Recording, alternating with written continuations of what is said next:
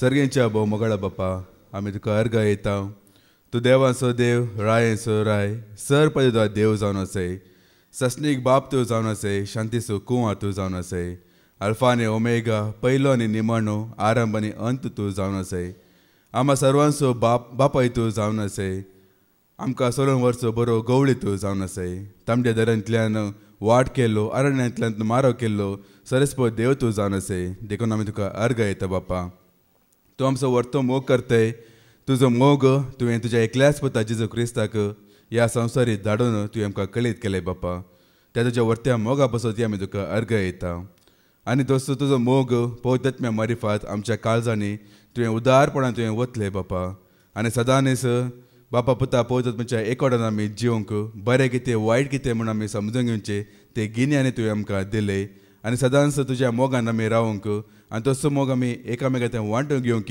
तुवें आमकां कुरपांनी आदार दिली बापा देखून ह्या घडये तुजें उतर परड करून वता आसतना म्हाका हांगा तुज्या मोगान आयिल्ल्या सर भाव भयणीकी हांव तुज्या पांयदेला समर्पण येता तुवें बसयलो तो पवित्रात्मो म्हजेर आनी ह्या सर भाव भयणीचेर तूं धाड बापा आम्हा सर्वांक एका मनाची तूं कर एकच सतांत एकच भावार्थांत एकच आत्म्यातेन आमी एकवटे जावन बापा पुता पवित्रात्म्याच्या एकवटान सदांच आमी रावंक तूं आमकां कुरपांनी आदार दी व्यर्थ उतरांनी बोकार मोलाची उतरां उलोवंक तूं म्हाका कुरपांनी आदार दी बापा हे सर मागणें हांव बेडयता तुज्या एकल्याच पुता जेजू क्रिस्ताच्या नांवान आमेन आमेन आमेन आमचो देव फटकिरो देव गी आमचो देव फटे उलयता गी केन्ना म्हणी ताच्या उतरान तो सुकून पडलो आसा गी ह्या साबार वर्सां पयले देवान एक सत सांगले मागीर सुमार तेंपा उपरांत देवान सांगलें न्ही न्ही ते सत न्ही आतां हांव सांगता ते सत म्हणून अशें देवाचे तर बदलेले आसा गी तिद्दूपडी केल्ले आसा गी आमच्या संविधानान मस्त तिद्दूपडी जाता वैमू कित्याक म्हळ्यार आमी अस्कत मनीस ना समजणेचे मनीस एक फावटी बरें म्हण दिसता एक फावटी वायट म्हण दिसता तशें देव ताच्या उतरान तिद्दूपडी करता गी एकच सुतार तो उलयता वैमू एकच सुतार उलयता आनी सस्नाच्या सस्नाक ते खरें जावन आसा जिवे जावन आसा आनी नीस ते जावन आसा ते केदींकच ते बदलना आमचो देव फटकिरो देव न्ही आनी फादर जेरीन ते साक्ष तुमी दिल्ले सवारपडी तुमी आयकलां फादर ते इंग्लिशान केन्नाय सांगता when I was 33 I was set free bye John 3:33 म्हणून when I was 33 I was set free bye John 3:33 ते कितें जावन आसा आमी एक फावटी परत आयकुया जुवांचो वांजेल आवसर 3 आनी वोळ 33 कितें सांगता जॉन चॅप्टर 3 वर्स 33 कितें सांगता आमी आयकुया जो कोण ताची साक्ष स्वीकार करता जो कोण ताजी म्हळ्यार जेजूची साक्ष स्वीकार करता तो देव सत्यवंत म्हूण रुजू करता देव सत्यवंत म्हणून रुजू करता आमचो देव सत्यवंत देव जावन आसा जो कोण ताजी म्हळ्यार जेजूची साक्ष कोण स्वीकार करता तो देव सत्यवंत म्हणून रुजू करता म्हणटा देवाचें उतर आतां जेजू कसली साक्ष दिवंक ह्या संवसाराक येयल्लो कोणाक साक्ष दिवंक म्हण तो ह्या संवसाराक येयल्लो आमी आयकुया त्याच जुवांच्या वांजेलांत आवसर 18 आनी वोळ 30 आनी 7 जॉन चॅप्टर 18 वर्स 37 कितें सांगता जुवांचो वांजेल आवसर 18 आनी वोळ 30 आनी 7 तशें जाल्यार तूं एक राय विचारले पिलातान जेजून जाप दिली हांव राय म्हूण तुवेंच म्हळें सताक रुजवात दिवचें म्हजें काम सताक रुजवात दिवचें म्हजें काम सत म्हणल्यार बापाक तो आसा तो निजाकी तो आसा म्हणून रुजू करून दाखोवचें म्हजें काम बापाची संपूर्ण वळख दिवचें म्हजें काम जावन आसा कित्याक म्हळ्यार हाचे पयले जेजू येवचे पयले जायते प्रावद येयलात सेवा केल्यात जायते जाणां येवन गेलात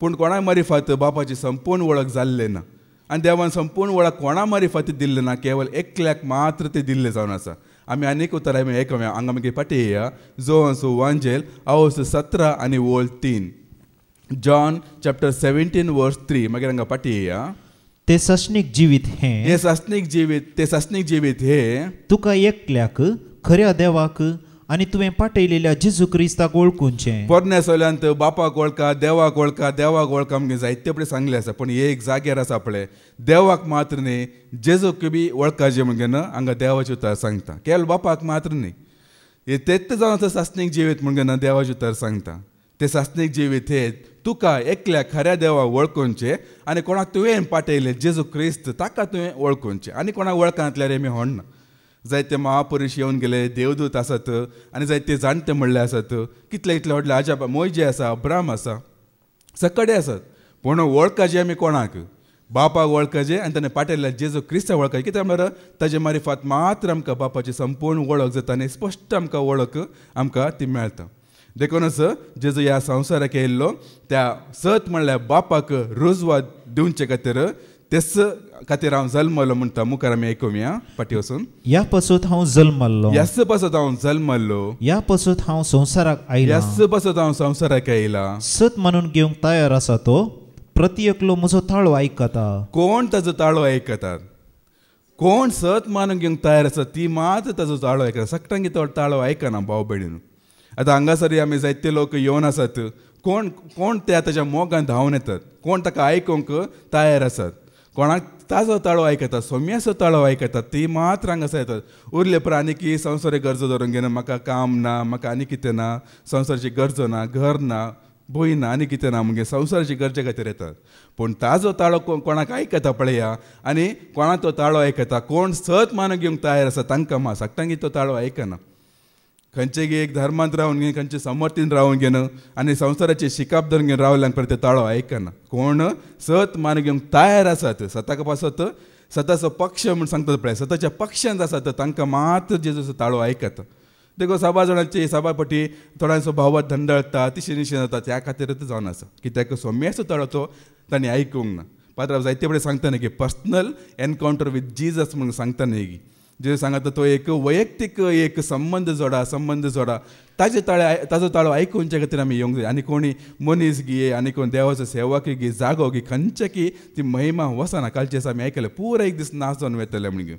हर एकले देव नाश एक दीस, हर एक देव एक दीस नाश करून उडयता.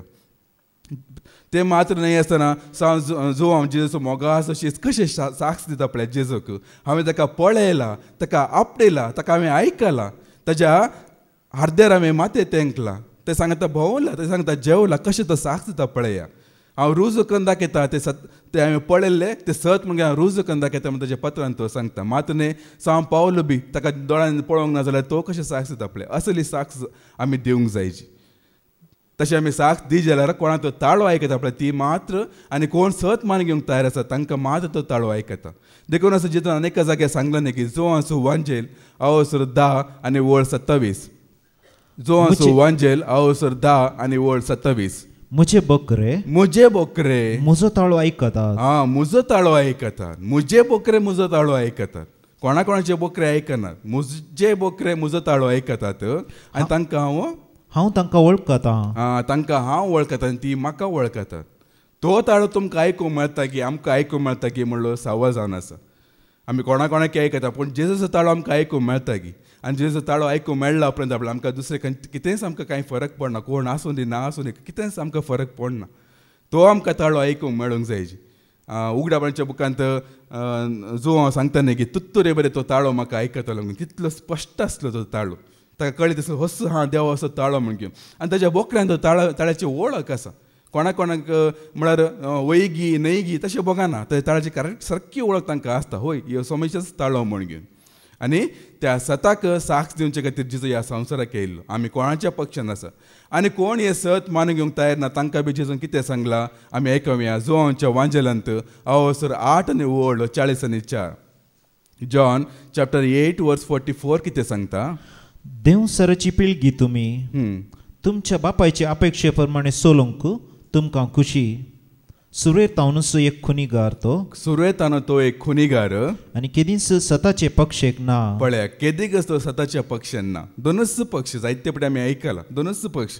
एक पक्ष जावन आसा ती एक फटकेरी पक्ष जावन आसा. ताच्या पक्षान देवसा तांकां चलोवन व्हरता. आनीक पक्ष जावन आसा देवाचे पक्ष, सताचे पक्ष. त्या पक्षांत आमी आसा गी ते सत मानून घेवंक आमी तयार आसा गी म्हणलें ते सत जावन आसा. देखूनच त्या वेळार आमी आयकलें देव सत्यवंत म्हण घेवन. देव सत्यवंत जावन आसा तर ताजी उतरां कितें जावन आसा फट गी. ताजें उतर सत वयमू. इजायाचो बूक अवसर 40 आनी 5.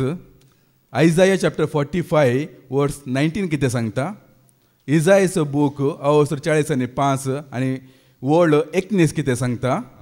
पृथ्वेच्या अंधकारान भरलेल्या एका कोनशांत गुप्तपणी हांव उलोवंक ना. सरेस्पर देव सांगता ही सताचे उतर हांव खरो देव नीज देव म्हणून घेवन हांवें खंय लिपोवन प्रत्येच्या कोणशान रावन घेवन खंय गुपीत तरी तेन्ना हे परगट करूंक ना म्हूण सांगता. निर्जन सुवातेर म्हाका सोदा अशें हांवें जाकोबाचे संततीक सांगूंक ना. खंय सरी मनीस ना आपले निर्जन सुवात म्हणून समजता न्ही की खंय सरी मनीस ना आपले थंय येवन म्हाका सोदा गुपीत म्हाका वळखा म्हणून हांवें सांगूंक ना. हांव सर्वेस्पर हांव सत उलयतां. हांव सर्वेस्पर आनी हांव सत उलयतां म्हणून सांगता. म्हजी हर एक उतर ती सत ती जावन आसा. देवाची हर एक उतर ती सत जावन आसा. ती आमी केदीच आमी फोट म्हूण रुजू करूंक जायना. हे आमी दुबाव करूंक जायना वैगी न्हयगी म्हणून घेवन. लोक कितेंय सांगता आसूंक पुरो हे आतांचे एक आसात न्ही PhD केल्ले जायते शिकलेले देव ना म्हणटले तरी रुजू करूंक पळय ते आसा कितें केल्यार ते तांकां जावचें ना भाव भयणीनो. देव जावन आसा सत जावन आसा आनी तो पवित्र जावन आसा. जो वांजेल हांव 17 निवळ 17 तो सत जावन आसा. ताचे उतर सत जावन आसा आनी ताचे उतर पवित्र जावन आसा म्हणटा. जो वांजेल हांव 17 निवळ 17 जॉन चॅप्टर 17 वर्स 17. सता वरवीं तूं तांकां पवित्र कर. सता वरवीं तूं तांकां पवित्र कर. तुजें उतर सत. तुजें उतरच सत जावन आसा. ताजे उतर आमी जितले आमी आयकता तितले आमी पवित्र जाते वेता. कशें जेजून सांगलें न्ही की तुमी जाल्यार हांव तुमचे लेगी उलयल्या त्या उतरा वरी बेंडून सवर्ण नितळ जाल्या फांट्या बरी जाल्यात म्हणून. कितले आमी ते सत आमी सत मानून घेवंक आमी तयार आसून जाल्यार मात्र आमी ते सत स्विकार करूंक तयार. आयकूंक न्ही आयकूंक जायते आयकतात. सत आयकूंचे दुसरे मानून घेवचे दुसरे जावन आसा. आयकूंक आमी कितलेय आयकूंक घेत हांव थोड्या सांगचें सारकें उलयता सायबा वय सारकें पूण आयकूंक हांव तयार ना. तशें लोक आसात. उतर सारकें आसा वय सारकें तें पूण आयकूंक म्हाका मानून घेवंक हांव तयार ना. पुरा घेवंक म्हाका जायना अशें म्हणटलें आसत. तशें न्ही आमी ते मानून घेवंक जायची ते सत म्हणून आमी आमच्या जिवितांत ते स्विकार करूंक जायचे. तेन्ना मात्र आमी नितळ जाता.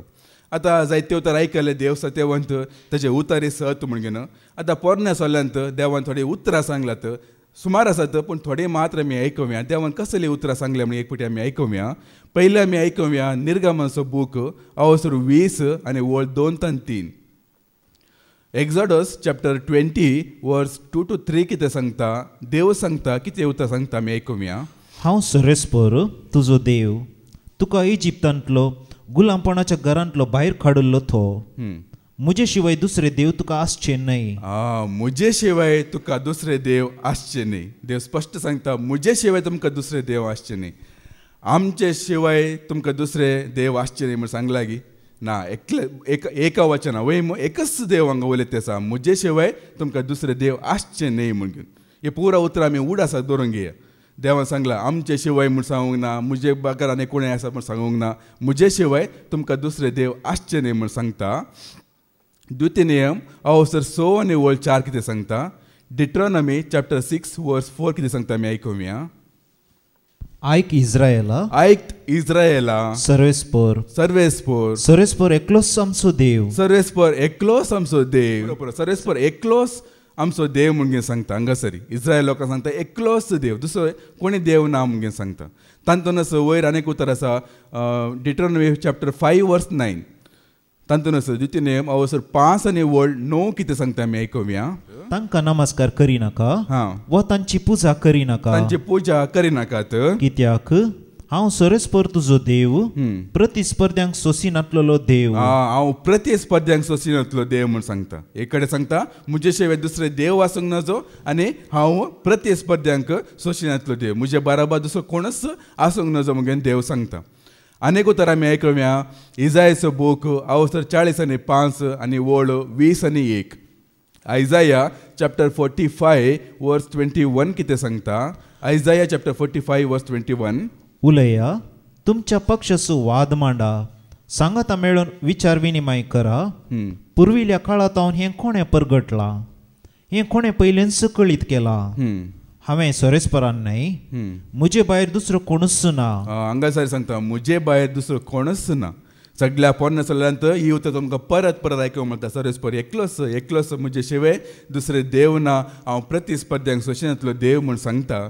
पूण आतां पळय नवे चल्यांत देवाचें मन बदलाता की एक उतर आमी आयकुया. हेब्रेवांक बरयल्लें पत्र अवसर 1 आनी वळ 8. हिब्रूज चॅप्टर 1 वर्स 8. हांगासर देव कितें सांगता सर्वेस्पर देव कितें सांगता आमी आयकुया. पूण पुता विशान उलोवन तो म्हणटा ते कोणा विशयान तो पुता विशयान उलोवन देव सांगता तुझे राज्य देवा तुझे राज्य देवा म्हण सांगता ससनाच्या ससनाक बाळता ससनाच्या ससनाक बाळता हांगासर पुताक तो देवा म्हण आपयता वैमू निजाके उतर किर्तनाच्या बुकांतले जावन आसा पूण हांगासर स्पश्ट सरस्पत देव सांगता पुताक सांगता तुझे राज्य देवा म्हण सांगता आतां काले देव आपणाचे उतरां बदलेले की मोहन बदलेले की पुता की देव हांव देव दोन देव म्हण सांगता की कित्याक म्हळ्यार पुताकच देव सरस्पत देव सांगता जाल्यार अर्थ कितें जावन आसा दोन देव आसात गे आमकां त्या आमी जायते फुडें आयकलें न्ही की म्हजे शिवाय दुसरे देव आसूंक नजो हांव एकलोच देव म्हणटना कितें आमकां समजता तेन्ना देवाक उडास नासलें की हांव म्हजो कुशीन एकलो बसून आसा ताका बी देव म्हण हांवें सांगिचें तो म्हजे बराबर आसा आमी दोगी जाण देव म्हणून अशें सांगिचें म्हगेन देवाक कळीत नासलें की ह्या नव्या सल्लां गेल्या उपरांत जेजूक देव म्हूण सांगतात म्हूण कळीत नासलें की कित्याक आमी तांकां विंगड करूंक या ते दोन देव म्हूण सांगून हे देवच न्हय म्हूण थोड्यान सांगून घेवन हांगासर देवच सांगता जेजू सांगता तुजें राज्य देवा म्हूण सांगता पुता म्हूण सांगूंक ना पुता म्हूण सांगलें की पुता विशयान तर सांगलें जावन आसा पुता म्हूण सांगीत आसलें न्ही की तो म्हजो पूत म्हूण सांगीत आसलें की म्हाका असो पूत म्हूण सांगला न्ही एक पटी पूण तो देव म्हूण घेवन ताका उल्लेख करता मात्र न्ही एक बडवो बी मोरयेक इस बी आजून येयल्या वेळार कितें उल्लेख करता आमी आयकुया माथेवचो वांजेल अवसर 1 आनी 23 मॅथ्यू चॅप्टर 1 वर्स 23 कितें सांगता आमी आयकुया एक आंक वर्सली गर्भेस्त जातली आनी एक पुताक प्रसूत जातली आनी ताका इम्मानुएल म्हूण आपयतले ताजे अर्थ इम्मानुएल म्हळ्यार देव आमचे सांगता म्हूण अर्थ देवाचो पूत आमचे सांगता म्हूण अर्थ की देवच आमचे सांगता अर्थ म्हूण सांगता हांगासर पळया देव आमचे सांगता म्हूण सांगता देवाचो पूत म्हूण सांगिना वय तो पूत जावन आसा पूण ते खंयचे रिती म्हणजे ना ते आमी समजून घेवंक जाय तो देवाक बराबर म्हळ्यार देवातान उपजालो जावन आसा देखून ताका देवाचो पूत म्हूण सांगला शिवाय ताका रचन केला यो तो नवो स्थापीत जाला या ताका नवें जावन घेवन ताका रचला म्हणून न्हय तो देवाक तो समान तो जावन आसा जायते फावटी आमी आयकला त्या विशयान पूत म्हळ्यार शब्दाक एक अर्थ आसा त्या खातीर ताका आमी विंगड दवरूंक जायना या तो एक ल्हान म्हूण करूंक जायना तो न्हय म्हूण आमी सांगूंक जायना जायते उतर आमी आयकलां देवा विशयांत जेजो विशयांत जेजोक जायते कडेन देव म्हूण घेवन ताका आराधन केल्लें ताची स्तुती केली जायते उतर आमी आयकले पूण ही समस्या आसा पळय आतां ह्या काळार सुरू जाल्ली न्हय आतां एक जेजूक देव न्हय म्हणचे या तो देवाचो पूत न्हय म्हणचे थोड्यान देवाचो पूत न्हय म्हणटले आसात आनी थोड्यान तो एक श्रेश्ठ बडवो म्हूण सांगचे जेजूकच इन्कार करचे जेजूकच विरोध रावचे एक संगत आसा पळय एक परिस्थिती आसा पळय ही आतांची न्हय हे दंडोच्या काळार ती उपजाली ती जावन आसा त्या काळांतून ती देव नेल्ली जावन आसा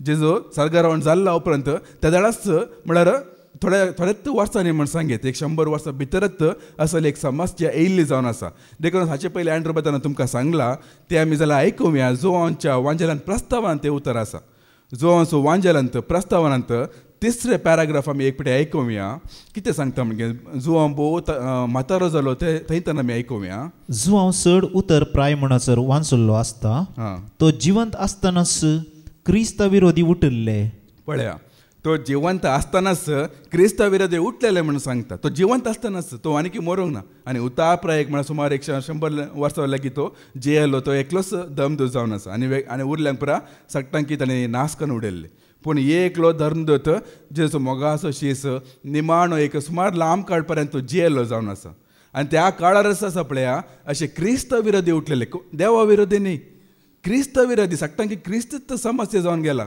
देव कोणाकी समस्या न्ही देवाचो विरोधी येवंचो आसा म्हण तुमी आयकला की देवा विशयान तुमी कितलेय उलया कोणी काय इन्कार करिना तुमी असो सांगा अनबरतले की एक देव आसा वय आसा म्हण सांगता आमी जेजो विशयान चिंता ताणें सांगतात तांचो कोण एक देव आसा तांचे विशयान ताणें चिंतात वय तो आसा देव आसा मागीर सांगा तो देव जेजो म्हण सांगा मागीर सगळे कडेन भडकतात मागीर कशें जेजो जावनचे जेजोचें नांव कशें काडलें सट्टांक क्रिस्ताचे विरोधच एक समस्या जावन आसा बाबडीन देवा विशयान कोणाक कांय समस्या ना सगळे क्रिस्ता विरोधी म्हळ्यार सभा जाणां देवाक वळखले सोड ना देवा वळखांतल्यांक समस्या आसची क्रिस्ता विशयान मात ते जावन आसा क्रिस्ता विरोधी त्या दाडाच उठले म्हण सांगता मुखार आनी जेजू क्रिस्ता विशयांत सबार सूख संगती लोकांचे मतीन घालन जेजू देवाचो पूत न्हय म्हूण परगट शिकयतले कितें शिकयतले जेजो देवाचो पूत न्हय म्हण घेवन आतां पळया कित्याक म्हळ्यार पयले एक ते एक सांगता म्हळ्यार मूळत जावन आसा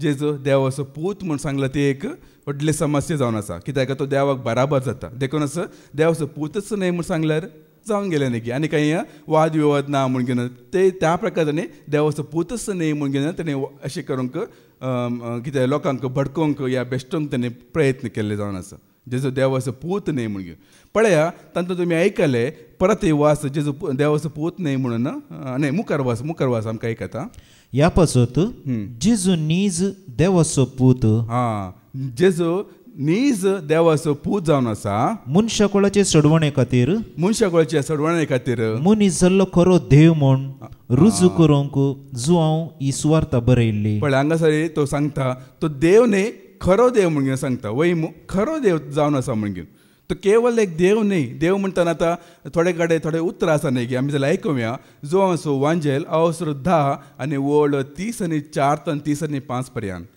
जॉन चॅप्टर 10 वर्स 34 to 35 कितें सांगता जेजून जाप दिली तुमी देव म्हूण हांव सांगता पळय हे उतर किर्तनांत ते बरयल्या मागीर आमी ते फाटी वचून वाचया पूण हांगासर आमी आयकुया जेजू सांगता तुमी देव म्हूण घेवन हांव सांगता म्हणटा मुखार कितें सांगता ही उतरां तुमच्या नियमशास्त्रांत बरयल्लीं आसात की नात आसात की नात मागीर जर देवाचें उतर प्राप्त जाल्ल्यांक देव म्हूण आपयल्यात आनी पवित्र पुस्तकाचें उतर केदींच भोगूंक नजो कोणाक देव म्हूण आपयल्यात देवाचें उतर कोणाक प्राप्त जाला पळय तांकां देव म्हूण आपयला म्हूण सांगता वय मू आतां तें उतर आमी किर्तनांत आमी आयकुया किर्तनाचो बूक अवसर 82 आनी वळ 6 कितें सांगता साम चॅप्टर 82 वर्स 6 कितें सांगता आमी आयकुया हांवें म्हणलें तुमी देव तुमी सगळे परमोन्नत देवाचे पूत तुमी सगळे देव म्हूण सांगता कित्याक देव म्हूण सांगता म्हळ्यार पयली वळ कितें सांगता कोण ते देव जावन आसात आमी आयकुया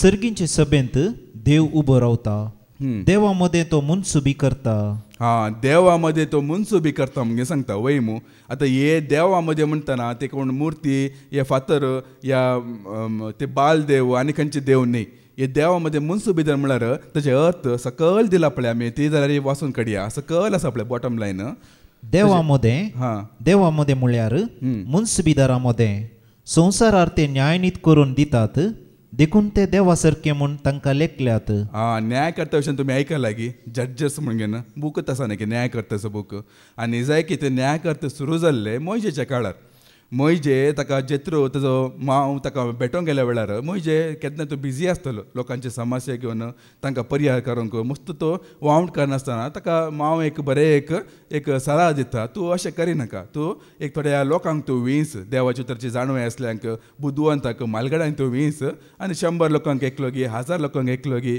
या 10 लोकांक एकलो गी म्हणून तांकां नंबरान तूं दवर तांचे तांकां समस्या परिहार करूंक जाय तर मागीर तूं मागीर मोदें पडना ती समस्या परिहार करून दी म्हणून तो ताका सांगता थंय ते एक न्याय करता म्हणून उपजाल्ले जावन आसा म्हळ्यार लोकांक देवाचे उतरा प्रमाणे ताणें न्याय नीत करून दितात तांकां पक्षपात करूंक ना देवाचे उतराची संपूर्ण जाणवत तांकां आसूंक जायची देवाचे कायदे कितें नियम कितें बरयलां कितें सांगलां त्या प्रमाणे लोकांक ताणें नीत करून दिवंक जायचे आसले ते जावन आसात तांकां देवाचें उतर प्राप्त जालां देखून तांकां बी देव म्हणून लोक संबोधीत करतले तांणी बी एक देवा बरीत म्हणून सांगतले देवाचें तांकां प्राप्त जालां म्हणून पूण तशें आमी एंड्र बद्दल आमकां थोडे सांगता न्ही की नावे देवरा काय ते चलिसुवा देवरಗಳು ಮಾತನಾಡುವ ಮಂದಿರಗಳು म्हणून सांगता न्ही की तशें आमी बी एक देवा सारके जावन आसा कित्याक देवाचें सारकें स्वरूप आमचें थंय आसा देखून आमकां बी देवा बरीच म्हणून आमी सांगयत ते न्हय आसतना देवान आदामाक आनी एवेक रचतना तांकां कशें रचली देवा सारकी जावन रचूंक नागी ती देव बरीच जावन आसली पूण ते देव दुसरे आनी जेजूक आसले ते देव पण दुसरे जावन आसा आतां आमकां आमी देव म्हणटा जाल्यार आमी देवा सारकी म्हळ्यार आमी देवाची भुरगीं देखूनच जांकां देवाचो पोजत मोसल येता ती देवाची भुरगीं म्हणून सांगतात वय मू आतां देवाची भुरगीं देवाचे बराबर म्हणून ते कॉन्सेप्ट दुसरे जावन आसा पूण जेजूक आसचे ते देवपण आपल्या केवल तो देवातान उपजला म्हणून न्हय ताका ती पदवी आसा ताका अधिकार आसा ताका महिमा आसा ताका ती राजवडकी देवान दिला देखून तो देव जावन आसा तो पदवेन देव अधिकारान देव तो राजवडकीन तो देव जावन आसा आनी हे राजवडकी जावन ही महिमा जावन ही देवान आसा पळय जेजूक सोडल्यार आनी कोणाकय देवंक ना आदावांकी देवंक ना, आमकांय देवंक ना, या सांता संतानीक देवंक ना, आनी जायते आसात न्ही की मोयजे अब्राम तांकां कोणाकय देवंक ना.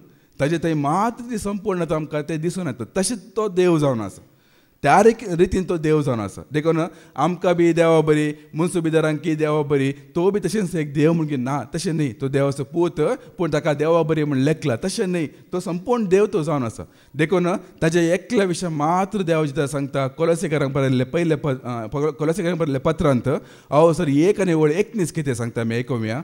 कोलोसियन्स चॅप्टर 1 वर्स 19 कितें सांगता. देवाचीच खुशी अशी जाली, देवाचीच खुशी अशी जाली, ताचे थंय आपणाची सगळी संपूर्णता बिडार करून आसची. पळय ती संपूर्णता, ती राजोडकी, पदवी, महिमा, संपूर्णता ताचे एकलो थंय मात्र बिडार करना आसा. जेजू थंय मात्र येवता दुसरे कोणा विशयान ते बरयल्लें ना, कोणाक दिल्लें ना. संपूर्णता म्हणगेल्या सक्कडी ते येयले, देवाची संपूर्णता ते येयले.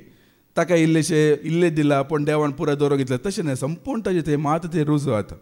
ते न्हय आसतना आनीक उतर आसा न्ही की तातूंत 2 वर्स 19 कोलोसियन्स चॅप्टर 2 वर्स 9 कितें सांगता. कित्याक ताचे थंय मात्र सगळी दैवीक संपूर्णता साक्षात्तरान बिडार करता. पळय ताजे थंय मात्र म्हणून सांगलां. आनी कोणा थंय ते एक संपूर्णता कोणाक देवान दिवंक ना. ताजे थंय मात्र ती जावन आसा. कित्याक तसो खरो देव जावन आसा. तेडा आमी आयकलें न्ही की तसो देवाचो नीज पोत आनी खरो देव म्हणून रुजू करचे खातीर मागीर जोवंक ते मागीर पत्र घे, मागीर ते शुभ वर्तमान बरयची पडले. मात्र ताजे पत्रांत तो सांगता. फर्स्ट जॉन चॅप्टर 5 वर्स 20 कितें सांगता आमी आयकुया. 19 आमी आयकुया. जोवांचें पयलें पत्र हांव 5 आनी 19 तान 20 पर्यंत आमी आयकुया. सगळो संवसारच सैतानाचे पदवेखाल आसा तरी आमी देवाचे म्हूण आमी जाणाव. पळया ह्यो सगळो संवसार कोणाच्या पदवेन आसा. देखून आसा पळय तुमी आसा पळय एक फातर घेया आनी असो खरो देव म्हूण सांगा, तो तुमच्या फाटीक पडना.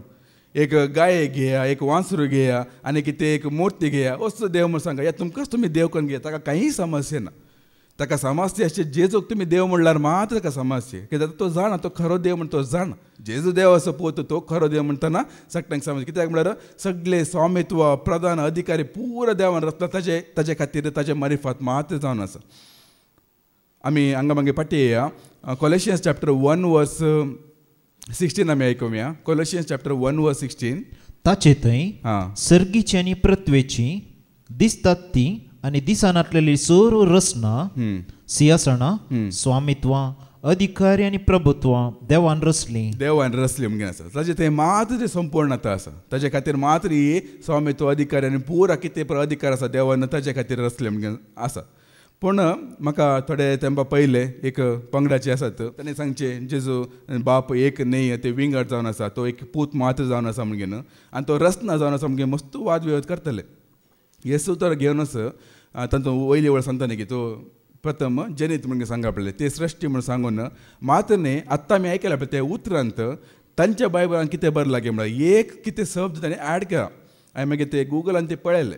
तांच्या बायबलान मात्र ते एक शब्द ऍड जाल्ले आसा. आनी खंयचे पोरणे आमच्या कितें KJV आनी खंयच्यान ते ना. ताणी हेर म्हणून एक उतर ताणें ऍड केला, हेर. आतां ते वाचतना कशें जाता की म्हळ्यार देवान कितें स्वामित्व, अधिकारी हेर सगळे रचले म्हणून. म्हळ्यार खाली जेजूक मात्र न्ही, हेर ताणें रचले म्हणून. तशेंच वाचतना कशें जाता की म्हळ्यार जेजूकी रचला आनी जेजू सांगता जेजूची सर पदवी, अधिकार, स्वामित्व ते बी रचला म्हणून. तशें जाता वाचतना तशें जाता. ते इंग्लिशान ते एक वर्ड आसा, म्हाका आतां उडास येना. ते एक कितें शब्द ताणें ऍड केला. आनीक तुमी जायते बरें आयकलां न्ही की जॉन 1 वर्स 1 वेळा काळ पयले शब्द आसलो, शब्द देवा सवे आसलो, शब्द देव जावन आसलो. ताका बी तशेंच वेळा काळ परवे शब्द आसलो, शब्द देवा सवे आसलो, शब्द बी देव जावन आसलो. एक शब्द ऍड केला, बी, शब्द बी म्हळ्यार शब्द बी म्हळ्यार देव बी देव, शब्द बी देव. तशें त्या रितीन ते एकच करूंक तेणी सोडूंक ना. ते आनी दुसऱ्या खंयच्या बायबलान तुमकां वाचूंक मेळना. हितून हिंदी बायबलान सारकें आसा, वचन ही परवेश मारता म्हणून. वचन ही म्हणून म्हळ्यार शब्दच देव जावन आसलो, कांय ताका एक येना. पूण जायते आतां अशें एक आसात की कित्याक म्हळ्यार ह्यो संवसार देवाच्या पदवेन ना, बगर देवसराच्या पदवे खाला आसा. देखून ते तांकां विंगड करूंक जेजूक वटारे पयस करचे म्हणून.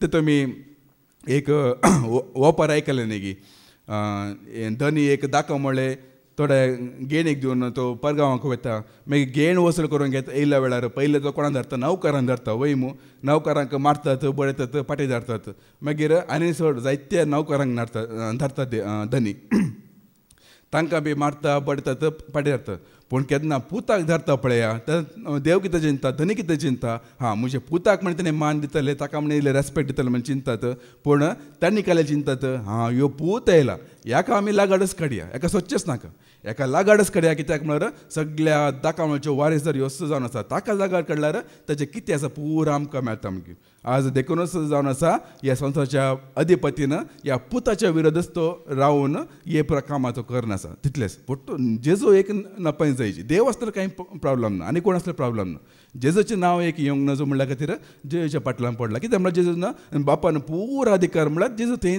पुरा तेर रचला आनी ते जेजू करता ते समर्पण दिलां आतां पाटी वचून ती वळ आयकूया 1 जॉन चॅप्टर 5 वर्स 20 कितें सांगता देवाच्या पुतान संवसारी येवन खऱ्या देवाक वळखून घेवंक आमकां गिन्यान दिला आमकां ती गिन्यान दिला कोणाक गिन्यान दिला सुरू आमी आयकलें न्ही कोण सत मानून घेवंक तयार आसा तांकां मात ती गिन्यान आसा आनी मुखार गिन्यान दिला म्हूण आमी जाणाव आमी खऱ्या देवा सवे आसाव आमी खऱ्या देवा सवे आमी आसाव कित्याक देवाच्या पुता जेजू क्रिस्त सवे आमी आसाव जेजू क्रिस्त सवे आमी आसाव ओस खरो देव ओस सस्नीक जिवीत नाजाल्यार देवाक आपणाचे उतरां कशें उलयचे देवाक कळीत नासलें की आमचे शिवाय दुसरे देव आसूंक नजो म्हूण सांगता आसलो म्हज्या पुता शिवाय आनी दुसरे कोणी आसूंक नजो म्हूण सांगता आसलो म्हजे शिवाय म्हणटाना तेन्ना जेजू बापा थंय एक ते सांगता हांव आनी बाप एकच म्हणटाना तशें हांव आनी बाप एकलोच म्हूण जायना कित्याक म्हळ्यार ताणें कुडी रुपांत आसात गी कुडी रुपांत ते एकलोच म्हळ्यार शब्द कुडीक संबंद जाल्ले एकच म्हणटाना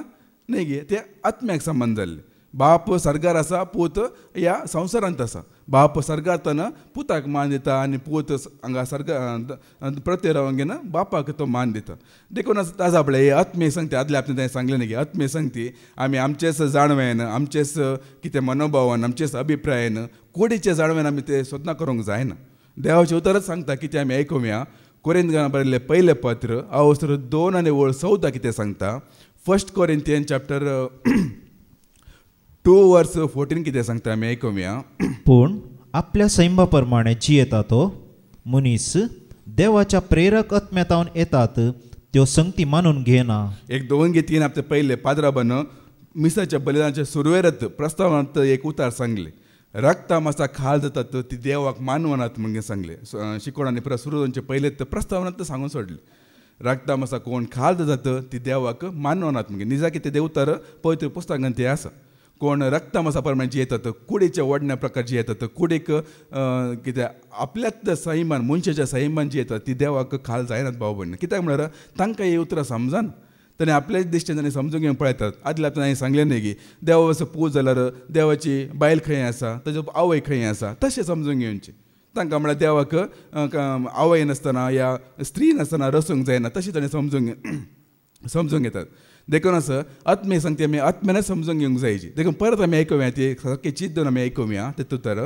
पूण आपल्या सैमा प्रमाणे जियेता तो मनीस आपल्या सैमा प्रमाणे या रक्तमासा प्रमाणे जियेता तो मनीस देवाच्या प्रेरक आत्म्यातावन येतात देवाच्या प्रेरक आत्म्यातावन येतात त्यो संगती मानून घेना कित्याक आपल्याच दिश्टीन तो समजून घेता मुखार ताका त्यो एक पिशेपण सो दिसता तांकां ते पिशेपणच म्हूण दिसता तांकां ते कांय समजना एक काले सांगतात देवातान उपजूंचो देव एकच देव सर्गारी देव प्रत्येक देव एकच वेळार कशें तो देव 2 देव आसचे आतां हे पळया हे सत आसा पळया पोरण्या सलांत आमकां आयकूंक मेळटा एक कलवंत स्त्रियेच्या तोंडांतल्यान तुमी पाते दिनात की एक कलवंत स्त्रियेन हे सत उसरले आसा हांगा मागीर पाटी येया जोशुआचो बूक अवसर 2 आनी वळ 11 कितें सांगता बुक ऑफ जोशुआ चॅप्टर 2 वर्स 11 कितें सांगता आमी आयकुया हें आयकून आमचें काळीज खडोवन गेलें आनी तुमकां लागून आमचे मदल्या अर्यकलेचें धैर्य सुकलें कित्याक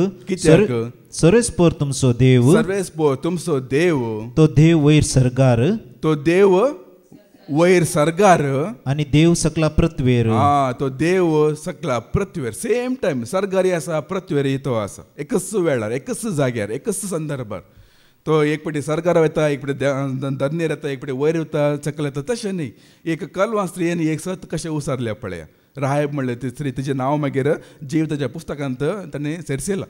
हेब्राव बरयला त्या पत्रांत ताचें नांव तिका तुमकां आयकूंक मेळटा. तिच्या भावार्थ वरी तिका बचावी मेळ्ळी. हे सत तिणें मानून घेतली. तो देव सर्गारे देव पृथ्वीरे देव जावन आसा एकच वेळार. आनी हे सत रुजू जाला घेना मातेवाच्या वांचनांत आमकां आयकूंक मेळटा घेना जाल्यार आयकुया एक पटी. मातेवाचो वांचन हांव 3 आनी 16 ते 17 पर्यंत आमी आयकुया. मॅथ्यू चॅप्टर 3 वर्स 16 to 17 आमी आयकुया. जेजू स्नान घेवन उदकांतलो वयर येतस आकाश उक्तो जालो आनी देवाचो पवित्रात्मो एक पारव्या बरी येवन आपणाचेर रावलेलो ताणें देखलो. आनी तेद्वा आकाशांत एक ताळोय हे परी आयकलो. आतां आकाशांत एक ताळो आयकती आसा म्हळ्यार सर्ग आकाशार बाप आसा वैमू. जेजू खंय आसा जॉर्दन न्हंयत पृथ्वीर तो आसा वैमू. आकाशार देव आसा ताळो आयकती आसा आनी पूत आसा हांगा पृथ्वीर. पण एकच वेळार ते सर्गारी देव आसा आनी पृथ्वीरी देव आसा. तो देव म्हळ्यार सर्वव्यापी म्हळ्यार अर्थ तो तशें जावन आसा भावपेण. तो हांगासर आसूंक शकता आनी खंय आफ्रिकान ते आसूंक शकता अमेरिकान ते आसूंक शकता आनी खंयच्या जाग्यार आसूंक शकता. तो बिशप मरमरी म्हणून एक आसा न्ही गे एकलो पात्रांव केन्ना उल्लेख करता ना तेजे विशयांत आदले आपले सांगले न्ही गी जाल्यार सांगले उतरां यू आर कन्वर्टींग वीथ द स्वर्ड्स म्हणटात बट वी आर कन्वर्टींग वीथ द वर्ड्स म्हणून बरें एक उतार सांगले वय म्हणजे की ताचे उतरां आयिल्ले बरें आसता. ताचे पटी हांव खाली ते एक क्लिप मात्र येता 1-2 मिनटाचे एक क्लिप्स येता ते आयकूंचे ताचे पटी. आनी कालच एक उतार आयकलें त्या बिशपान सांगलें एक उतार म्हळ्यार आमच्या इगर्जमध्ये त्या मातेच्या वडिलांना पाप साहेबान एक 3 कितें संगती आतां मुखार दवरला वैमू.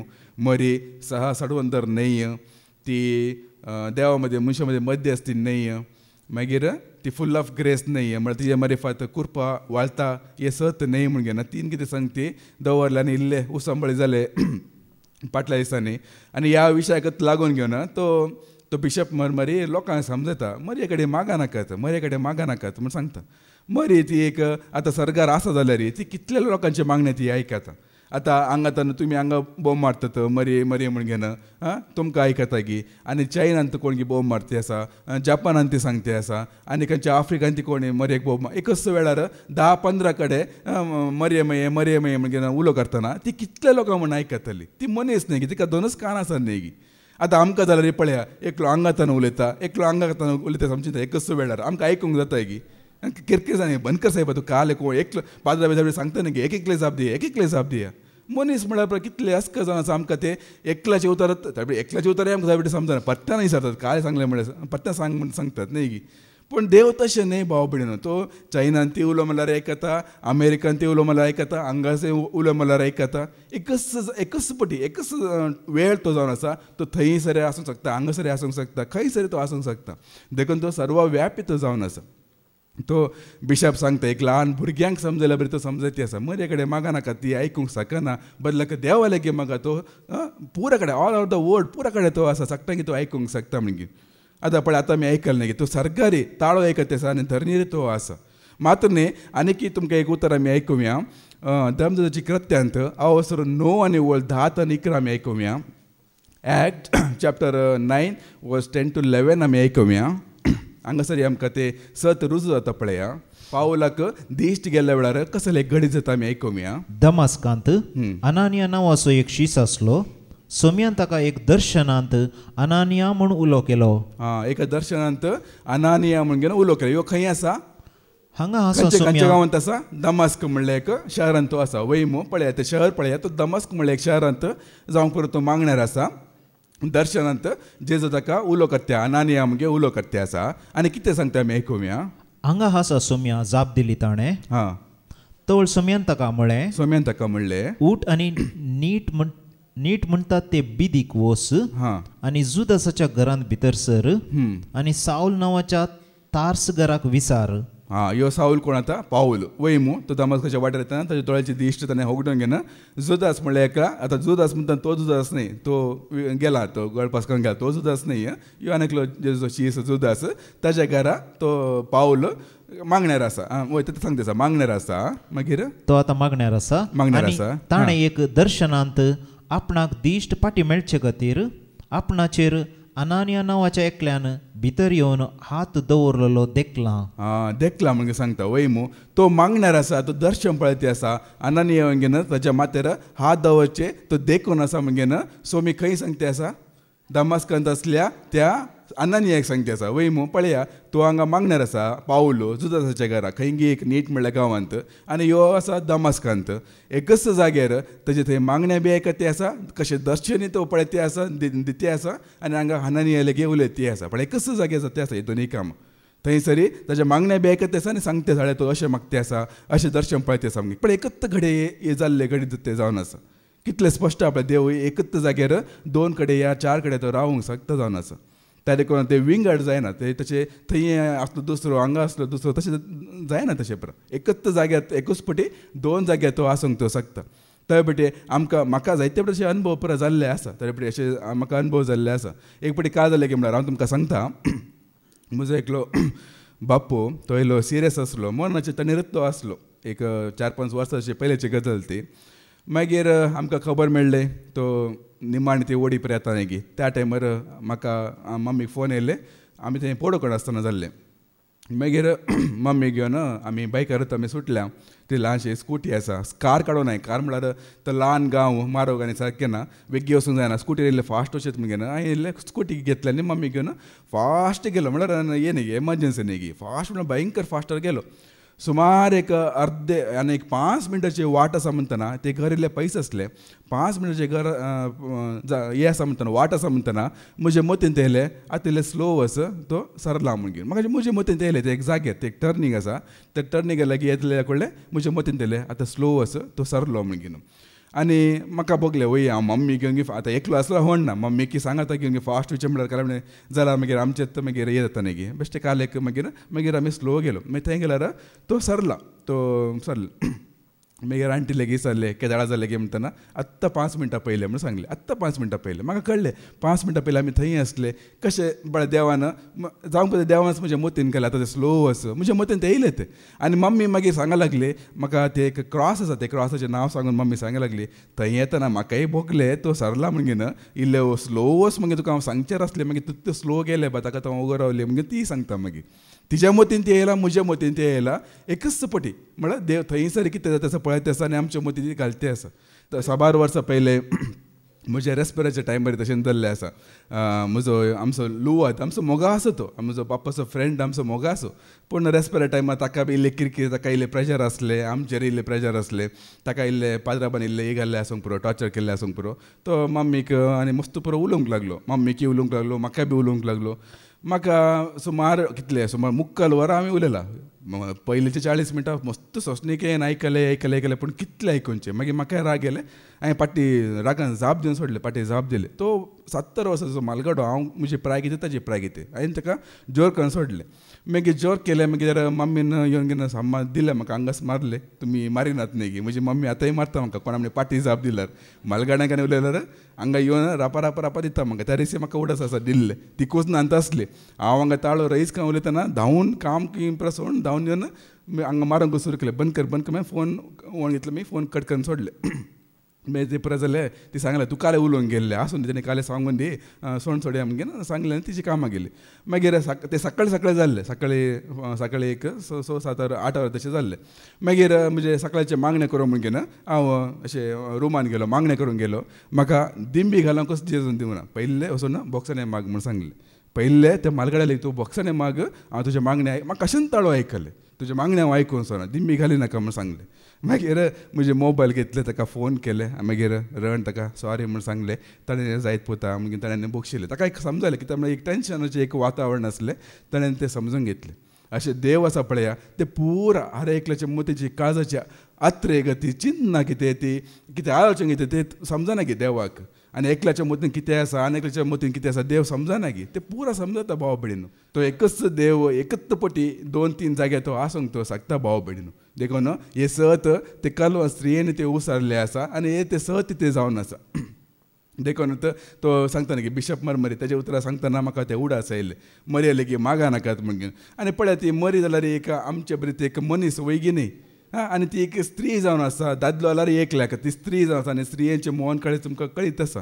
आतां तुमचे म्हणलें की स्त्री एक उबे कर घेना, फाल्यां तेन्ना तुका फुलां उडया, आराधन करा, तेर्स करा म्हण घेना, कोणचें म्हणलें स्त्री एक मुखार दवरला, तुमकां कशें जायत तें एकदम म्हणल्यार आत्मान केल्यार बरी न्ही गी, देव असो जागो दिता म्हणल्यार. आतां जे बरे स्त्रियेची बरी कोंबणी आसा जाल्यार ते दुसरे लायक जावन आसा, ते नश्ट स्त्री. पूण देव बिरांची जी स्त्री एक कण घेवन तिका व्हडलें मान करचें, ती मरयेक वयरतान पळयता तिका कशें भोगूंक पुरो, ही पळय कितें करनासात. तो पावलो आनी सिलास एक जाग्यार गेल्या टायमार आपल्याचें आंग वस्त्र पिजूंक ती धांवूंक लागली. काल करता तुमी देवाचो स्थान म्हण आमकां कित्याक दिता, आमी तुजे बरे मनीस न्हय गी. पेद्रो पळय म्हाका मुखेल पळोवन जायचें, म्हाका मुखेल पळोवन जायचें घेवन दरवडतलो. पेद्रो सयती म्हज्या पांय तूं नमस्कार करनाका म्हण कर्नाला कशें सांगता पळया, म्हज्या पांय तूं नमस्कार करनाका, हांव तुजे बरे मनीस जावन आसा म्हणून. ते स्त्रियेक कशें जावंक पुरो मरयेक, म्हाका सोडून घेन म्हाका सडवण तरी करतात, म्हाका मध्यस्थ करतात, म्हाका फुलां उडयतात. तशेंच तुमकां कोण म्हणलें स्त्रियेक मुखार दवरून घेन तेर्स पेटया, तुजे मुर्ती करा, या आनी कितें कॅन्डल पेटया म्हण सांगल्यार, या फुलां उडया म्हण सांगल्यार, देखूनच तोच खरो देव, तोच नीज देव तो जावन आसा.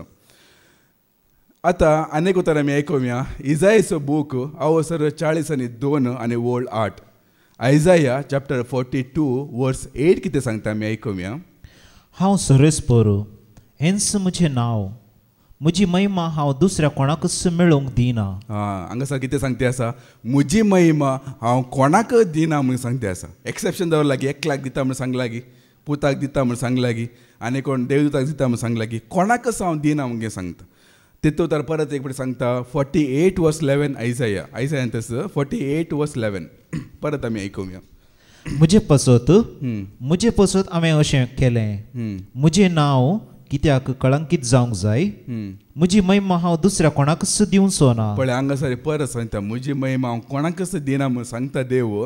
पण नव्या सालांत आमकां कितें आयकूंक मेळटा, मातेवाचो वांजेल अवसर 16 आनी वोळ 20 आनी 7. मॅथ्यू चॅप्टर 16 वर्स 27 कितें सांगता आमी आयकुया. मनशा पूत म्हळ्यार जेजू आपल्या बापाचे महिमेन, आपल्या बापाच्या महिमेन आपल्या दुता सवे येतलो. आपल्या दुता सवे तो येतलो. पळय देवान सांगले म्हजी महिमा कोणाकच दिना म्हूण सांगता. वयमू जर तर देव आनी जेजो विंगड जाले जाल्यार कित्याक जेजो बापाची महिमा घेवन तो येतलो ह्या संवसाराक. बापाचे महिमेन कित्याक तो येतलो. आतां ही महिमा कितें बापा तंदे सोरले गी या विसरले गी, म्हाका तुजी महिमा दी म्हणून विसरले गी ना. ही महिमा सुरूतनच आसा म्हणून जेजू खुद्द सांगता जोन्सच्या वांजेलांत अवसर 17 आनी वोळ 5. जॉन चॅप्टर 17 वर्स 5 कितें सांगता आमी आयकुया. ही महिमा बापा बराबर म्हाका सुरूतनी आसा म्हणून सांगता, संवसाराच्या स्थापने आदींच आसा म्हूण सांगता. आनी बापा संवसाराच्या आरंभा आदी तुजे सवय म्हाका आसले ते महिमेन, संवसाराच्या आरंभा आदींच तुजे सवय आसले ते महिमेन म्हाका आतां तुजे मुखार महिमेवंत कर. आतां म्हाका महिमेवंत कर. आतां संवसारांत आसा तो महिमेन तो भरूंक ना. संवसारांत आसा ताका अधिकारांत या देवपण या पदवी कडेन तो येवंक ना. ती पुरा तो सर्गा सोडून तो येयलो. आमी आयकलां न्ही की संपूर्ण ते समाज संपूर्ण तो लब्ध रावंक ना, पूर्णपणी खाली केला म्हणल्यार येतो अर्थ जावन आसा. देवाचे सैम ताचे भितर आसले वय, पूण ते देवाच पूर्ण महिमा ती पर घेवन तो येवंक ना. ते घेवन येयल्ले जाल्यार कितें जातालें. आमी आयकलां गे हाचे पयलीं उगडापणांत एक उतर आसा पळय 1 आनी वोळ 17 कितें सांगता आमी आयकुया. उगडापणाचो बूक अवसर 1 आनी वोळ 17 कितें सांगता. रेवलेशन चॅप्टर 1 वर्स 17 कितें सांगता. ताका पळयतस म्हळ्यार जेजूक पळयतस हांव मेल्ले बरी जावन ताच्या पांयांतळा पडलो. कोण मेल्ले बरी जावन पांयांतळा पडलो. जुवो जावन आसा. जेजू मोगाचो शीस ताच्या तळा आमी आयकलें की हार्द्यांत माते तेंकलेलो. ते सांगता आयकत बसून जेवलो आसूं पुरो, सांगता भोंवलो, सांगता बसलो. आमचें गत कितें जायत ताची महिमा मुखार, ताचे महिमेंत जावन येयल्या जेजू मुखार रावंक आमकां आमी योग्य आसा आमगी. तो जुवोंक ते रावंक जावंक ना ताचे महिमे मुखार रावंक. तो मेल्ल्या बरी पडलो म्हणून सांगता. एक देव बरें ताचो मनीस जाय ती. देखून जेजू कळयत आसा ती महिमा घेवन घेवन लोकां मुखार येवंक जायना. आज कितले लोक पळया ना समजण्याचे लोक पळया, तांकां सारकी जाणू येना देव आसा जाल्यार दिसना. कित्याक तो आमकां पळोवंक मेळना. कित्याक असले संगती सांगून घेवन देव नाम घेवन रुजू करूंक पळयतात. तेन्ना आमी आयकलें न्ही अर्देक आमी रावयले ते उतर. आत्मीक संगती आपल्या सैम प्रमाणे समजून घेवंक प्रयत्न करतात. जर तर देव आपली महिमा काडून घेवन ह्या संवसाराक येयल्लो जाल्यार कशें जायत आसलें. ताचे दोळ्यांत 10,000 सूर्य परजळत म्हण सांगता. ताची महिमा कितलें आसूंक पुरो, कितल्यान तो महिमेन भरला तो. ती महिमा कारण ह्या संवसाराक गेल्यार आमकां ताजे महिमा पळोवंक जायत की आमकां उबें रावंक जाय ती मोइजेस ती ते दर्शन पळयतना तो थरथरलो म्हणून आसा मोइजेस ती सगळ्या संवसारांक खालतो मनीस तो ती देवाची महिमा पळोवंक जायनासतना थरथरलो म्हणून देवाचें ते सांगता इब्रांक बरयल्या पत्रांत ते आमकां आयकूंक मेळटा देखून ती महिमा पर काणगेन तो येवंक ना बदलाक एक सादो जावन घेन एक गुलाम जावन घेन एक सेवक जावन घेन एक गाडो जावन घेन ह्या संवसाराक तो येयलो एक शेळी जावन घेन तो संवसाराक येयलो ताका कोणी निंदा करतले कोणी थिंपी उडयतले कोणी ताका विरोध करतले कोणी वचून ताका थापटां मारतले कोणी ताका जाय प्रमाणे ताका चलयले इजायन ताका आमी वाचता न्ही की ताचे खाड वण घेवन ताका व्हेले म्हणून कितें ते बोकरे न्हय लोत आसूंक वयचे ते बोकऱ्या बरें ताका वण व्हेले म्हणून बोकऱ्या बरें ताका चलयले शेळ्या बरें ताका चलयले कोणाची ताका फिकिरत नासले देवाचो सेवक म्हणल्यार ते अध्यायन आमकां वाचूंक मेळटा कोणाक ताका कांय पळोवन वचूंक नासले आनी देवाक येत बरें दिसलें ताका कश्टोवचे ताका चिडोवचे ताका मारचे बडोवचे येत बरें दिसलें कित्याक म्हळ्यार ह्या वरस आमकां पातकाचे बोक्सडे लाभूंक आसले त्या देखून ताणें आपणाक ते सामासापणाचो लब्धून रावंक ना ताजे अर्थ हे न्ही तो अस्कत सैम तें आसलें वय पूण भितर आसलें ते देवपण आसा पळय सैमान तो देव म्हणटना ते देवाचे सैम पवित्र जावन आसले आतां ती सर पदरपण ताका कित्याक दिवंक ना कित्याक तो आपणाक ल्हान करता कित्याक जायते पटाने सांगलें आसा म्हाका बरो कित्याक सांगते बाप बरो म्हूण सांगता म्हजे प्रास बाप वर्त म्हूण सांगता म्हजे प्रास बाप श्रेश्ठ म्हूण बापाक महिमा दिता कित्याक तो ल्हान जावन आसा कित्याक म्हळ्यार ते सैम तेजे थंय आसले ते ल्हान जावन आसले त्या देखून ते जावन आसा तो एक मनशा सैम काण घेवन येयल्ले वय मू आनी ते मनशा सैम कितें जावन आसा आमी आयकूया किर्तनाचो बूक अवसर 50 आनी 1 आनी 5 कितें सांगता Psalm chapter 51 verse 5 कितें सांगता आमी आयकूया पळय हांव गुन्यांवान जल्मलो पातकान म्हजी आवय म्हाका गर्भी सांबावली हांव गुन्यांवान जल्मलो पातकांत म्हजी आवय म्हाका गर्भी सांबावली आवयच्या गर्भांत आमी सगळी पातकी जावन आसा वय मू आमचे कित्याक म्हळ्यार देवान एक पटी एका टायमार महिमेवान जाल्ली ती कूड आतां आमकां हे वेकर वचून दिल्ली महिमेन ते आसली पूण ती पाताक केल्या वेळार ती महिमा तांकां सोडून वता मनशाक एक महिमा दिल्ली देवान पूण ती पातका वयताना ते होगडायल्ले पूण ही महिमा देवाक सामान ती महिमा न्ही ती मनशाची एक दुसरे तरेची महिमा आसली परत तो आमकां महिमेन करतलो म्हणून आसा बायबलांत आसा पूण आमी जायते वंजाल्यांक ती महिमा दिता म्हणून सांगलां पूण ती महिमा होगडला उपरांत ही कूड आमकां मेळ्ळी आनी कूड एक पातकी कूड जावन आसा आतां आवयच्या गर्भांत जल्माचे हर एक ते भुरगे जावंक पुरो तेजें मोन नितळ काळेज नितळ तेजें आत्म नितळ पूण कूड नितळ न्ही कूड पातकी सैम जावन आसा जाल्यार आमी आनीक वळ आमी आयकूया जॉबाच्या बुकान तें उतर आसा अवसर 25 आनी 4 कितें सांगता जॉब चॅप्टर 25 वर्स 4 कितें सांगता आमी आयकूया देवा मुखार मनीस कसो नितीवंत जायत स्त्रिये उदेशी जल्मलो मनीस कसो निर्मळ जायत स्त्रिये उदेशी जल्मलो मनीस कशें निर्मळ जायत कशें तो पवित्र जायत कशें तो नितळ जायत स्त्रियेच्या गर्भांत जल्मले हर एक ते पातकी जावन आसा आनी जेजू थंय एक पातकी म्हळ्यार तो पाचाक तेणें करूंक ना जाल्यार पातकी म्हण ताका थारायला अप्रेजे म्हण ताका थारायल्ले ताच्या कुडींत सगळ्या मनशा कडेचे पाताक तेणें वावयले तो तसले एक कुडींत ह्या संवसारांत जियेलो देखून ताणें बापाक समासम करूंक ना ह्या बापाक ताणें श्रेश्ठ म्हणलें या बाप म्हजे परस व्हरतो म्हूण सांगता म्हाका बरो म्हूण सांगिनाका तर बापाक बरो म्हूण सांगा म्हणटा म्हाका महिमा दिनाका बापाक महिमा दिया म्हूण सांगता त्या खातीर जावन आसा ह्या संवसारांत आसतना मात्र 33 वर्सां पूण तो सुरूतून ताणें आमी आयकलें न्ही की सुरूतून ते महिमेन तो आसा भाव भयणीनो बापाच्या महिमेन तो सुरूतून हें आसा आनी तिस महिमा घेवन येता म्हणून ताणें आमी आयकलें दुता बरोबर आनी सगळ्या कुपा बरोबर तो ह्या संवसाराक येता म्हणून सगळ्यांची सर्ती करूंक येता म्हणून ते उतर आमी आतां आयकूया कोरिंथीकांना बरयल्लें पयलें पत्र अवसर 2 आनी 14 कितें सांगता 1 कोरिंथियन चॅप्टर 2 वर्स 14 कितें सांगता आमी आयकूया पूण आपल्या सैमा प्रमाणे जियेता तो मनीस देवाच्या प्रेरक आत्म्यातावन येतात त्यो संगती मानून घेना देखूनच कोण आपल्या सैमा प्रमाणे जियेता पळया तो देवातावन येता त्यो संगती म्हळ्यार पवित्र प्रेरक आत्म्यातावन येवची त्यो संगती मानून घेना तर मात्र न्ही पवित्र आत्म्याचो नांव म्हणून सांगतात पवित्र आत्म्याक ताणें विरोध करतात पवित्र आत्म्याक विरोध करचे या पवित्र आत्म्याच्या कामाक आडखळी घालचे काम ते जावन आसा पवित्र आत्म्याच नांव म्हणून ती एक सकत म्हणून सांगून घेवन कित्याक पवित्र आत्म्या मरेफा ते समजून घेवची ते जाणवाय जावन दी हे सहज जावन दी हे मिस्तेर जावन दी तित्त ना जाल्यार मागीर तुमकां कशें समजून घेवंक जातालें आनी कोण पळया कुडीन जल्मून आसात कुडीन जिवन आसात रक्ता प्रमाणे जिवन आसात ती मात्र अशें ती करनासत निजा की हे पुरा खंय तरी येयले तुमी जाणात की अब्रामाक कितले पूत असले? दोग असले वय मू. एकलो बसयल्लो आनी एकलो कुडीन जल्मल्लो वय मू. एकलो हागारा वरी जल्मल्लो, ताचें नांव इश्माईल म्हूण घेवन. मागीर आनी एकलो इसाक बसयल्लो. आतां बसयल्लो म्हणटा तो कुडीन जल्मल्लो न्हय, तो आत्म्यान जल्मल्लो जावन आसा. कित्याक म्हळ्यार देवाचें स्पश्ट सांगता अब्रामाक आसा पळया ताका भुरगीं करचे बी सकत नासले आनी साराक भुरगीं जल्म दिवचे बी सकत नासले. दोनूय ताणें होगडायल्ले. तितले प्राय तांकां जाल्ले. तांकां कुडीचे हितून एकवटान जल्मल्ले न्हय. ते जल्मल्ले देवा वरी जाल्ले जावन आसा. आमी ते आयकना न्ही की एपडे आयकूंक जाल्यार जो असो वांजेल अवसर 1 आनी ओळ 12 आनी 13 आमी आयकूया. जॉन चॅप्टर 1 वर्स 12 and 13 कितें सांगता आमी आयकूया. पूण आपणाक स्वीकार केल्ल्या समेस्तांक, जेजूक स्वीकार केल्ल्या समेस्तांक म्हणजे आपल्या नांवाचेर विश्वास दवरतल्यांक देवाची भुरगीं जावचे हक्क ताणें दिले. मुखार ती जल्माली न्हय रक्तमासा वरवीं. ती जल्मंक ना रक्तमासा प्रमाणे त्या भावांनी सांगले, क्लिटासान सांगले भावान. आमी निकोदेम वयमू निकोदेम जेजू कितें सांगता, तुवें परत्यान जल्मल्ले खरेत सर्गेंचे राज तुमी देखूंक सकानात म्हणून सांगले. परत्यान जल्मचे म्हळ्यार ते कुडें जल्मचे न्हय. ते निकोदेमाक समजोना. हांव म्हातारो जाला, म्हज्या आवयच्या कर्मांत वचून परत्यान जल्मचे म्हळ्यार कशें की म्हूण घेवन. परत्यान जल्मचे कितें आतां आमी मुखार आयकूया. वा कुडीचे सैमीक ओडणे वरवीं, वा मनशाचे कुशे वरवीं, बगार देवा वरवीं. देवा वरवीं जावन आसा. आमी सगळे आतां देवा वरवीं जल्माला की म्हणल्यार एक सवाल जावन आसा. पूण त्या वेळार कितें जालें की म्हळ्यार अब्रामाच्या काळार एकलो कित्याक म्हळ्यार तांकां वारीसदार नासलो देखून आसा. ते तेजे बायल आसा आपल्या सारा तितलें सांगता वचून हागारा कडेन मुखांत्र एक भुरगीं आमकां जोड घेया म्हणून. पूण देवाले बसयल्ले पळय ते बसून ते निर्फळ जावंक नातले. देवान ते कॅन्सल करूंक नातले.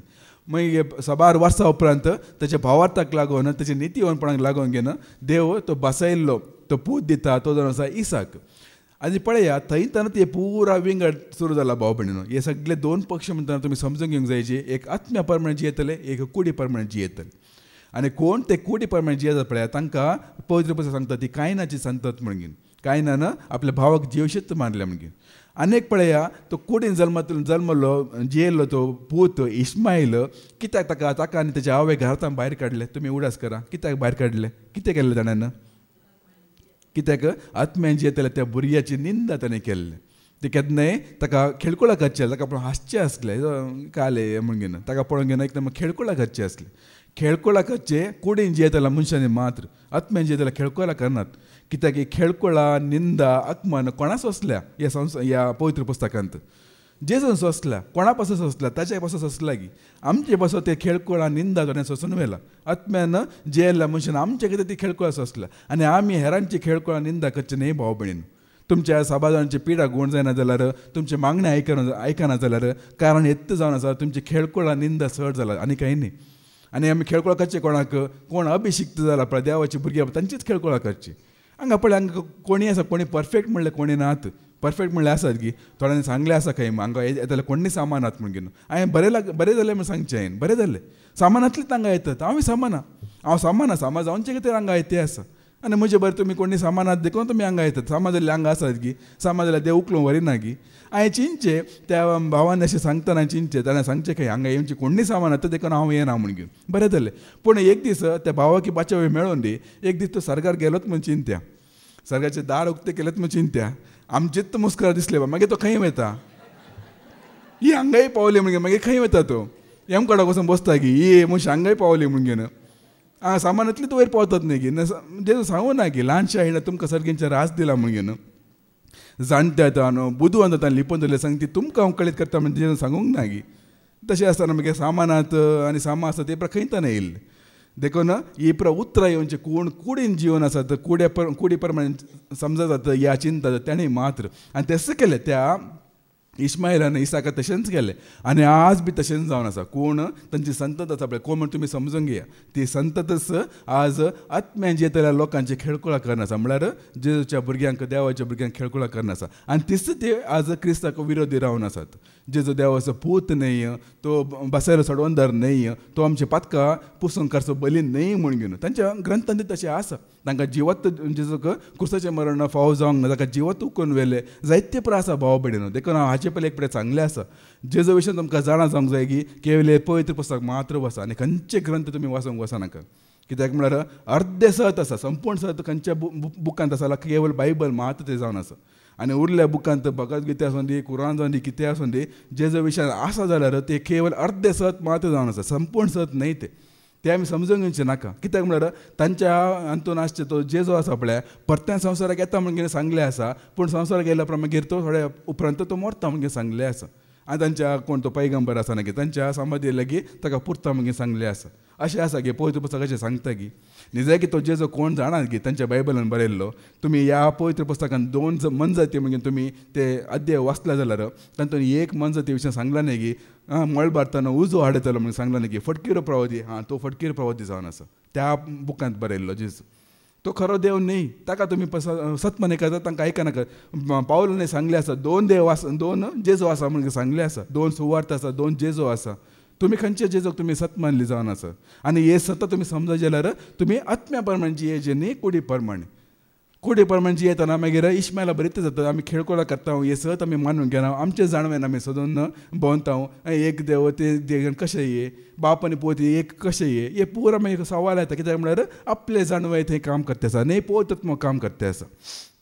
ही पुरा सत आसा आपले पवित्र मात्र आमकां उगडापी करूंक शकता. आनी कोणा मार्फत उगडापी करूंक शकता तेळा आमी आयकलां न्ही. संपूर्ण सारकें कोणा थंय रुजू जाला जेजू सवे. जेजूक मुखार धरून तो रुजू करूंक शकता. जेजूक मात तो मुखार धरून रुजू करूंक शकता. न्ही आनी कोणा मुखार दवरूंक घेना हाचे मार्फत तुका देवाची वळख जाता, पावलो मार्फत तुका देवाची वळख जाता ना. तांचे मार्फत तुमकां केवळ एक भावाची देख मात्र मेळटा तितलेंच. पावलो जावन दी, पेद्रो जावन दी, आपोल जावन दी, ते सगळे आमी सगळे तुमचेच म्हणून सांगलां. तांचे मार्फत आमकां देवाची वळख जायना, तांचे मार्फत आमकां भावाची देख मात्र मेळटा. देवाची संपूर्ण वळख जेजो मार्फत मात्र जाता. आनी हे केवळ पवित्र मात्र ते आमकां उगडापी करता.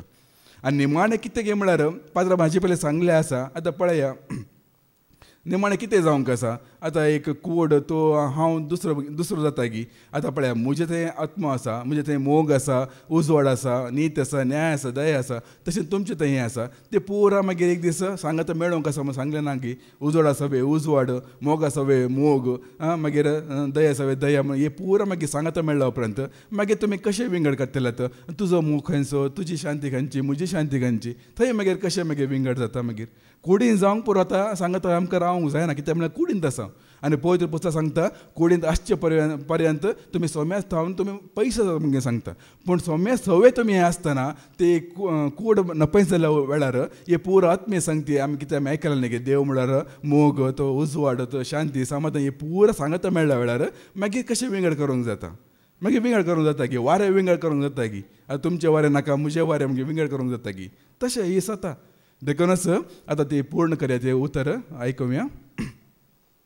ती जल्माली न्हय रक्तामासा वरवीं वा कुडीचे सैमीक ओडणे वरवीं वा मनशाचे कुशे वरवीं, ह्या मनशाच्या कुशे वरवीं, बगार देवा वरवीं पाटी वचून ती वळ आयकुया. 1 कोरिंथियन्स चॅप्टर 2:14 पुरा आमी आयकुया आतां. पूण आपल्या सैमाप्रमाणे जी येता तो मनीस देवाच्या प्रेरक आत्म्यातावन येतात त्यो संगती, देवाच्या प्रेरक आत्म्यातावन येता ती संगती मानून घेना. ताका त्यो एक पिशेपणसो दिसता, ताका ते एक पिशेपण म्हणून दिसता. आत्मीक दृश्टेन वरून पळोवची गरज देखून, आत्मीक दृश्टेन वरून पळोवची गरज देखून ताचे वरवीं त्यो आटापूंक जायना, ताच्या वरवीं ती आटापूंक जायना. देखूनच हे पोर एक पिशेपण म्हणून दिसता.